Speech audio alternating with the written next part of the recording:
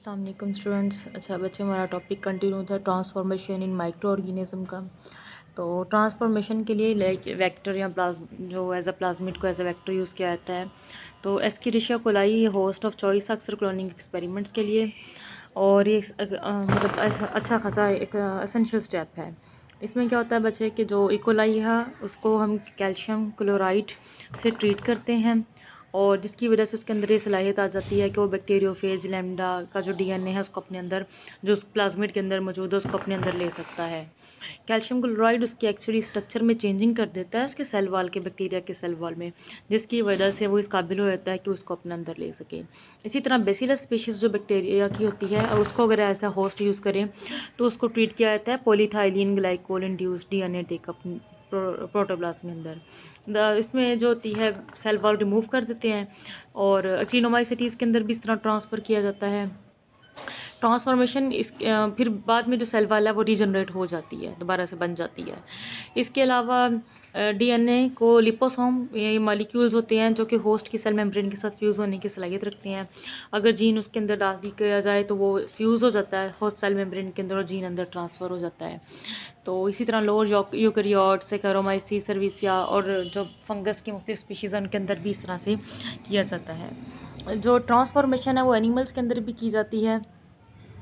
मुख्तलिफ़ किस्म के मेथड इस मकसद के लिए यूज़ किए जाते हैं। कुछ स्पेसिफिक जीन्स या वायरल जीनोम है, उनको कल्चर कई ख़ास किस्म के मेमेलियन जो सेल जिनको कल्चर करके बनाया जाता है उनके साथ ट्रीट किया जाता है, जो को प्रेसिपिटेट कर जाते हैं कैल्शियम फॉस्फेट के साथ। तो डीएनए जो कैल्शियम फॉस्फेट के साथ इसने कम्प्लेक्स बनाया होता है वो मेमेलियन सेल के अंदर दाखिल कर दिया जाता है। इसके अलावा DNA complex with diethyl amino ethyl dextran, जिसके DEAE डेक्स्ट्रन बोलते हैं, ये लिपोसोम है, ये भी यूज़ किए जाते हैं इस मकसद के लिए कि ट्रांसफॉर्मेशन वगैरह के लिए। बैक्टीरियल प्रोटोप्लास्ट, इसके अलावा जिनके अंदर प्लाज्मिड मौजूद होते हैं वो किसी भी एनिमल सेल के साथ फ्यूज़ करने की सलाहियत रखते हैं, और जब उनको chemical agent like PEG polyethylene glycol के साथ ट्रीट किया जाता है। इसके अलावा इसको माइक्रो इंजेक्शन के ज़रिए भी इंट्रोड्यूस कर दिया जाता है। तो मुख्तलिफ़ किस्म की जो ट्रांसफॉर्मेशन की टेक्निक यूज़ की जाती है, जैसे आपके सामने ये देखें, ये प्लाज्मिड डीएनए है। इसमें क्या होता है कि ये वेक्टर है, ये मिनी प्लाज्मिड इसमें से निकाला है, और जी बच्चे ये प्लाज्मिड निकाला है, और निकालने के बाद जो है इसमें से ये वेक्टर है, इसके अंदर से डीएनए डाला है। डालने के बाद कल मैंने आपको थोड़ा सा एक्सप्लेन भी किया था, और इसी तरीके से यूज़ किया सेकंड वाली। आप देखो अगर कि ये सेकंड वाली डायग्राम के अंदर कि वेक्टर रिकम्बिनेंट डीएनए बन जाता है, इसमें बैक्टीरियोफेज यूज़ किया जाता है क्योंकि बैक्टीरियोफेज के अंदर सलाहियत होती है वो ऑलरेडी बैक्टीरिया के अंदर चला जाता है। तो ये सेकंड वाली आप डायग्राम में देखो कुछ इशू आ रहे हैं जिसमें ये लाइन रिमूव नहीं हो रही है। तो इसमें बैक्टीरियोफेज के अंदर से नुकसान पहुंचाने वाला जीन निकाल दिया जाता है। जब वो बैक्टीरिया के अंदर अटैक करता है तो अपनी तादाद बढ़ाता है। इस तरह हर बैक्टीरिया फेज के अंदर जो है उसकी कॉपी चली जाती है। ट्रांसफॉर्मेशन प्लांट के अंदर भी की जाती है। इसमें ट्यूमर इंड्यूसिंग प्लाज्मिड या एग्रोबैक्टीरियम ट्यूमिफेंस यूज़ किया जाता है। मतलब ये प्लाज्मिड जो प्लांट्स के अंदर ट्यूमर की प्रोडक्शन करता है।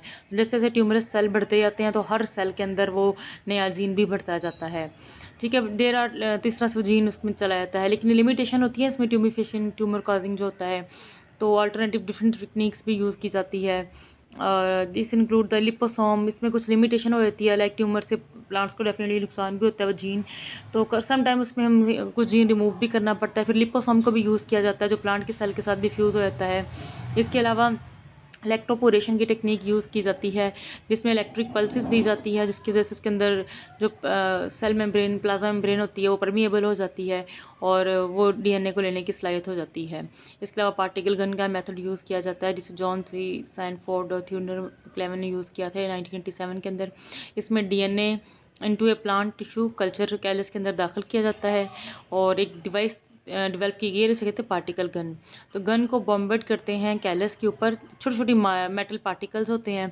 जब उसको बिल्कुल शूट करते हैं तो पार्टिकल्स के ऊपर कोट किया होता है डीएनए का, वो बड़ी स्पीड के साथ अंदर सोमेटिक एम्ब्रियो या कैलस के अंदर दाखिल होते हैं, जिसकी वजह से वो प्लांट के अंदर चले जाते हैं। तो अक्सर कॉर्न या वीट वैराइटीज़ को इस तरीके से भी जेनेटिकली जो है वो इंजीनियर किया जाता है। तो यहाँ तक आप कीजिएगा। नेक्स्ट जो हम टेक्निक है देखेंगे कि आप डायग्राम इसके सामने देख सकते हैं। इसमें यही सेम इशू आ रहा है लाइनिंग का। लाइक आप फर्स्ट वाली में देखें कि प्लाज्मिड है, यहाँ पे रिस्ट्रिक्शन एंजाइम अप्लाई किया है, और इसको बाद में हमने दाखिल कर दिया है रिकम्बिनेंट टीआई प्लाज्मिड के अंदर एंजाइम से, उस सेम एंजाइम से काट के। उसके बाद इसको हमने इंसर्टेड किया है टीडीएनए कैरिंग न्यू जीन्स, यानी इसको इसके अंदर दाखिल कर दिया है। अब इसके बाद दाखिल करने के बाद अब ये जो वेक्टर है इसके अंदर वो वाला भी मौजूद है प्लाज्मिड, और ये इसको प्लांट के अंदर दाखिल कर देंगे तो प्लांट के अंदर वही करैक्टर पैदा हो जाएगा जो जिस चीज़ का जीन हमने दाखिल किया है।